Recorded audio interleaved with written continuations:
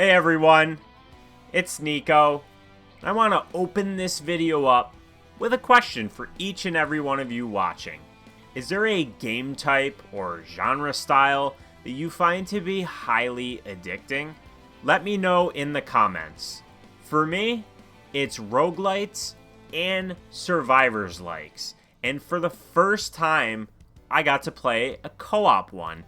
And this is a game I heard of for the first time only a few days ago, and I've been playing the absolute crap out of it with two of my friends. So all of the gameplay you're going to see here is played 2 and 3 player co-op. This game can be played single player, which I have not experienced yet, but you can also play this 2, 3, or 4 players co-op.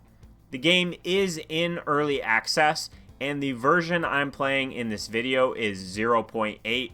And the reason why that's important is because if you're watching this in the future and they updated the game, there might be content available that was not available to me at the time of recording.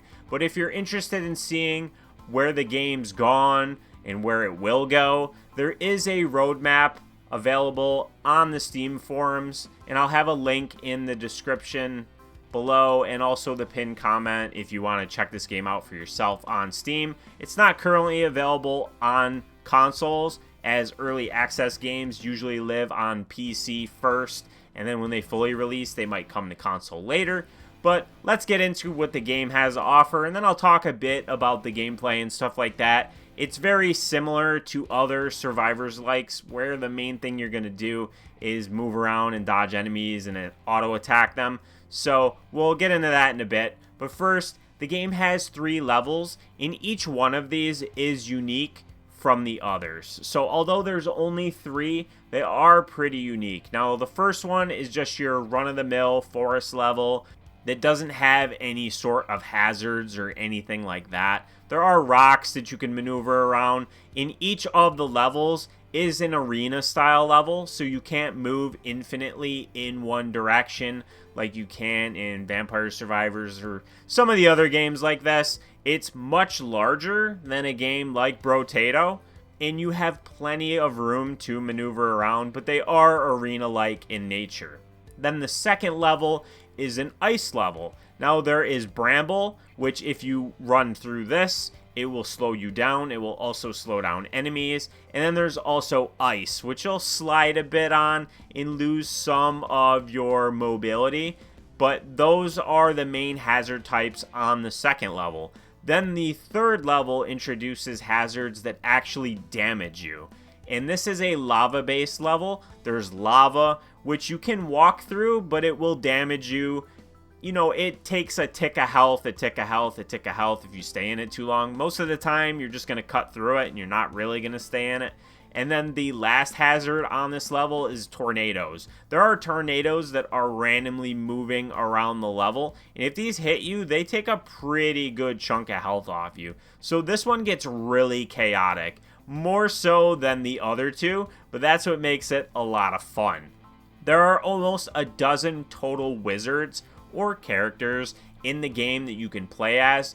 Pretty much all of them need to be unlocked by satisfying different conditions first though. So you'll only have one, I think, available to you at the start. There are also permanent upgrades to acquire, different types of improvements to your stats. You'll purchase these with gold you earn simply by playing. These permanent upgrades are pretty important to succeed in the higher difficulties, because the second difficulty is a huge jump up from the initial one that you start with. This isn't the type of game where you have like easy, normal, and hard from the beginning. You only have the first difficulty, then beating a level on the first one will unlock the second, beating the second will unlock the third, and so it has that type of progression. They want you to work your way through them pretty much in a linear fashion, so expect that in terms of the difficulty. The gameplay is obviously very simplistic. As you simply maneuver around the screen, you'll defeat enemies and collect XP orbs, which level you up and allow you to improve your spells and attributes. Occasionally, you'll also find chests, which grants your team a relic of choice, and there's also objectives, which pop up that if you complete them, it rewards you with an augmentation to improve one of your spells. Now, of course, there is some strategy in all facets of the game, but at no point did I ever feel so powerful that I could stand in one place. This game is designed to make you move around, dodging enemies and projectiles in the process. Again, to compare it to Vampire Survivors, that game always felt like eventually I would get to that point where I could just AFK and just kill everything coming at me and pretty much never get hit or die. And the same goes for Brotato. That did not at any point feel to be the case here. So I actually like that about it because it kept me more engaged. Creating a good build is a lot of fun to experiment with and see what works best. Which spell types do you like? Which combinations of these do you like?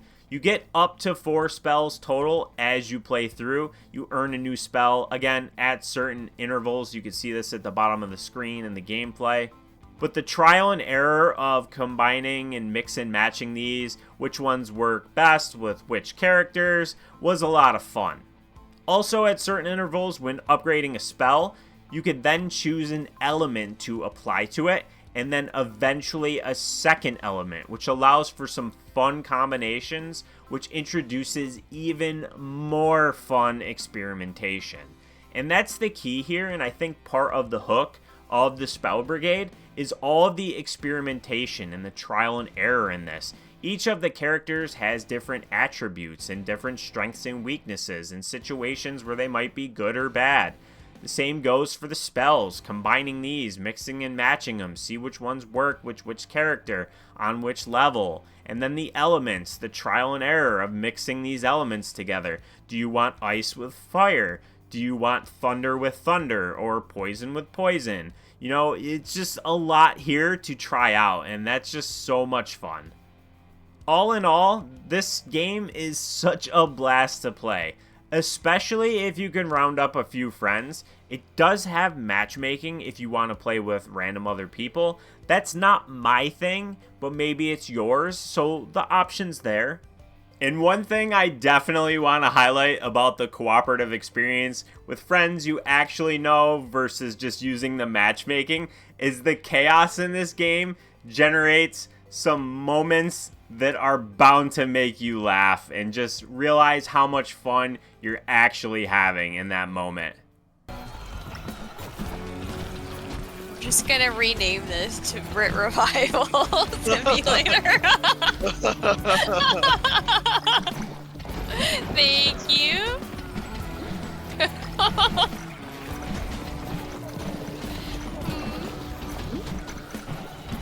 I highly recommend you check this out for yourself and give it a try. Even if you've never played a Survivors like before, I think this is a great game to start with, as it's pretty simplistic in its fundamentals and its presentation.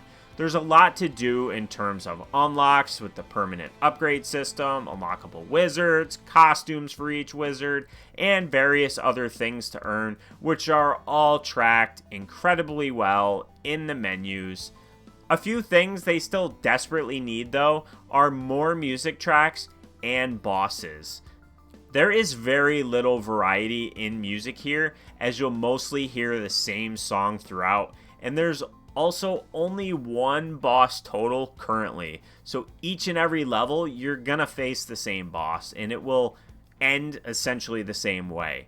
Again, it's in early access, and I'm sure these are things on their to-do list, but I still wanted to mention these as they are the areas of the game that is currently lacking a tiny bit. Now, naturally, I'm sure they're going to add more wizards and spells and levels and all of these things. Again, I want to reiterate, it is still in early access, and it's pretty close to its full release, technically. Now, that doesn't necessarily mean they're not going to keep adding content, but 1.0 is usually when a game is considered released and leaves early access. So being at version 0.8 seems like there's probably maybe 2 big updates left to come before it is technically out of early access. But the Spell Brigade is so much fun. I'm going to continue to play this, and I can't wait until they update the game more because it's so much fun to play in co-op. This is the only game in this style that I've ever played in co-op,